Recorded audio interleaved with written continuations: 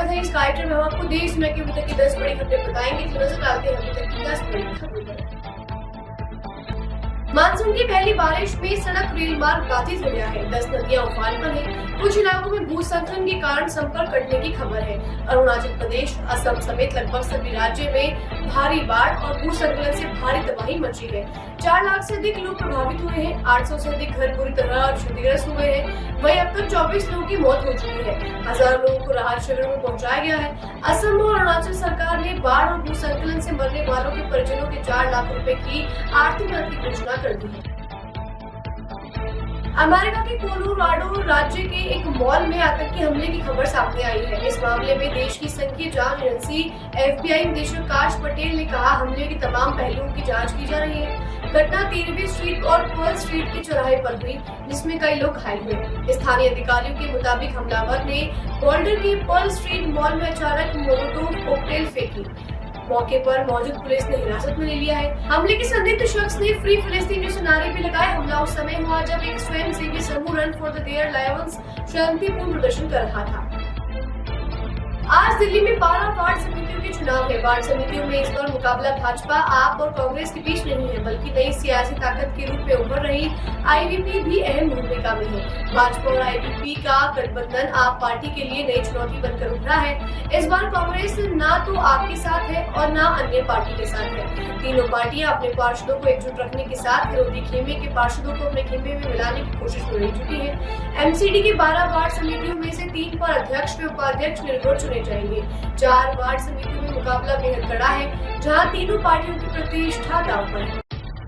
उत्तर प्रदेश के मुख्यमंत्री मोहन यादव ने बड़ा एक्शन लेते हुए हॉट टॉक करने पर चंबल IG, DIG और दतिया के SP को हटाया है।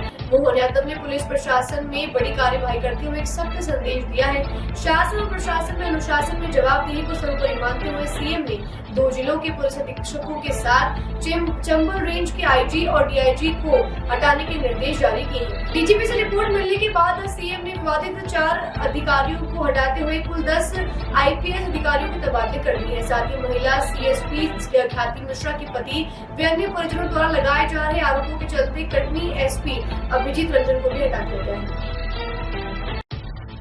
पश्चिम बंगाल सरकार ने IPL के प्लेऑफ और फाइनल मुकाबले गुजरात शिफ्ट करने पर बंगाल के खेल मंत्री अरूप विश्वास ने इसे राजनीतिक साजिश बताया है। उन्होंने कहा, मैं पहले ही प्रेस कॉन्फ्रेंस में इस फैसले के पीछे की राजनीतिक मंशा को लेकर बात कर चुका हूँ।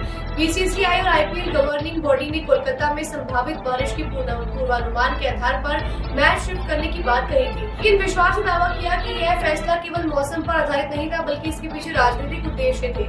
ममता बनर्जी ने इसे मोदी और शाह की बंगाल के खिलाफ साजिश बताया है।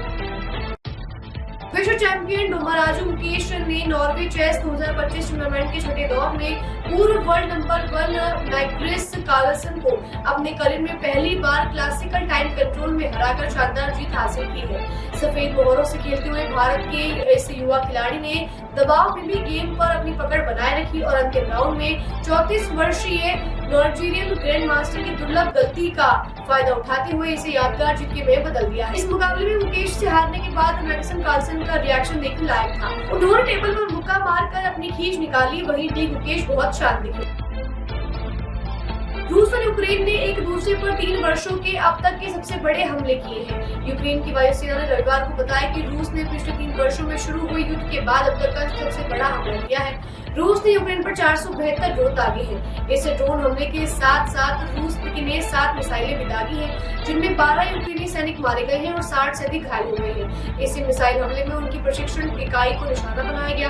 वहीं यूक्रेनी राष्ट्रपति जेलेंस्की ने बताया कि यूक्रेनी सेना ने रविवार को रूस पर भीषण हमला कर उनके 40 विमानों को नेस्तनाबूद कर दिया, जिससे रूस को भारी नुकसान हुआ है। जेलेंस्की ने कहा, इस अभियान की वो 1.5 वर्ष तैयारी कर रहा था।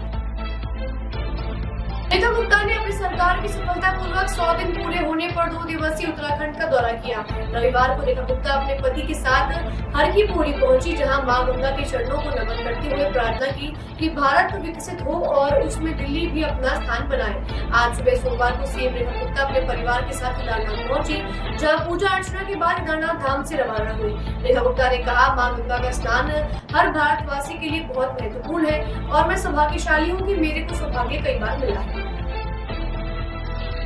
कप्तान श्रेयस अय्यर के नाबाद अर्धशतक की बदौलत पंजाब किंग्स ने क्वालीफायर 2 मुकाबले में मुंबई इंडियंस को 5 विकेट से हराकर आईपीएल 2025 के फाइनल में जगह बना ली है। पंजाब किंग्स ने 2014 के बाद पहली बार फाइनल में प्रवेश किया है। अब उसका सामना 3 जून को अहमदाबाद के नरेंद्र मोदी स्टेडियम पर रॉयल चैलेंजर्स बैंगलोर के साथ होगा। 5 बार की चैंपियन मुंबई का सफर क्वालीफायर 2 में समाप्त हो गया।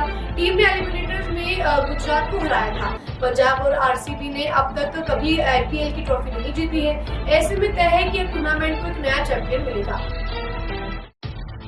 आज सोमवार सुबह बाराबंकी में ट्रक और अर्टिगा गाड़ी के बीच भीषण टक्कर हो गई।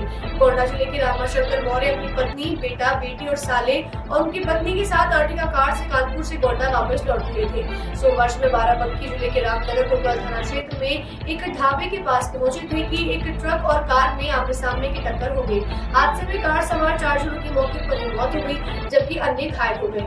घायलों की हालत गंभीर बताई जा रही है, जिन्हें जिला अस्पताल में भर्ती कराया गया है। मुख्यमंत्री योगी आदित्यनाथ ने स्वयं संज्ञान लेकर जांच के आदेश दिए हैं और मृतकों को सहायता राशि देने का ऐलान किया है। टॉप 10 में आज की बस इतना ही। कल फिर नई खबरों के साथ हम होंगे आपसे रूबरू, तब तक के लिए दीजिए इजाजत।